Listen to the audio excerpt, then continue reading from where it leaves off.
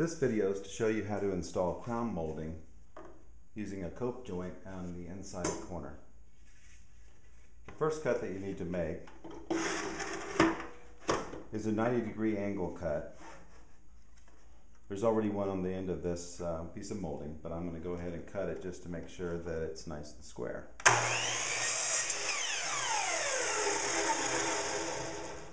This cut will go up, will be the first piece, and it will go up against the wall, right up against the ceiling and up against the wall.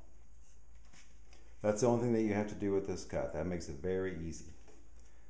The second cut will be for the cope joint. And I already have a 45-degree angle cut on this for that cope joint. But just to show you how it works, I'll go ahead and trim off another piece of that. Now you may have noticed, or may not notice, but I have the trim actually positioned upside down from how it would be positioned on the ceiling. And the reason why I'm doing this is because, for two reasons. One, you get more than one surface of the crown on your saw. Now if I cut it like this, which I could easily do, where I have one surface, the bottom surface, pressed up against the back of the fence of my miter saw, that's fine, except for that for a couple of things that can happen. I mean, for one, if I tilt it slightly this way and then I cut it, my angle is going to be way off. It's not going to be a 45-degree angle. And then my cope joint is not going to work too well. The other reason for this is that typically, if I'm measuring crown mold, I'm making my mark on the bottom of the crown mold. And if I have it positioned like this, I can't see my mark. So if I flip it upside down and I have a mark where I've marked the length for my crown mold, I can easily see it.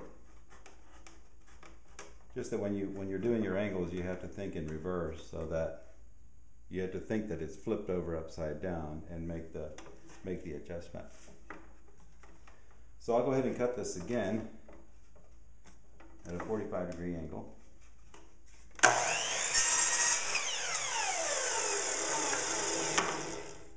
And this is all I need for my cope joint cut.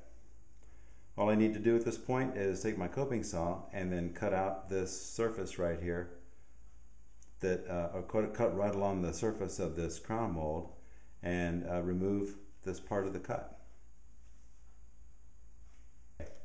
Now that I have the 45-degree angle cut on my second piece of crown molding, I need to take a coping saw and then cut out the remaining wood edge of the cut. So all I'm doing here is I'm just cutting along the edge of the surface, of the front surface of the crown mold.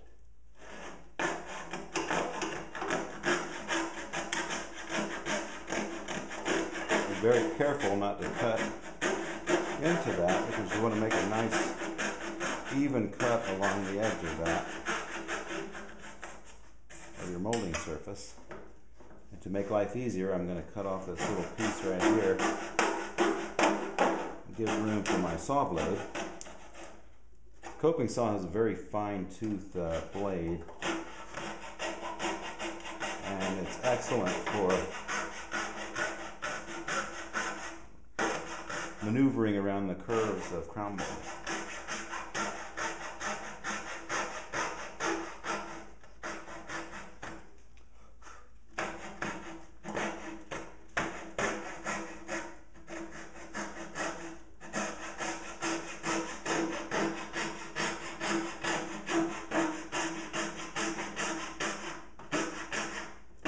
The whole time I'm cutting this, I'm also cutting along, I'm making a back cut into the crown mold, so that all this wood surface is going to be cut away from my cut whenever I install the trim.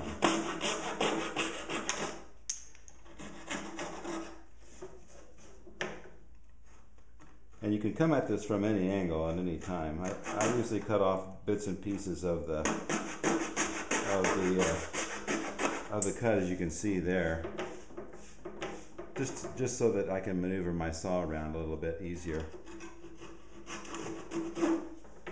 Okay, there you go. There's your finished cope joint. demonstrate how this cope joint works without actually putting it on the ceiling.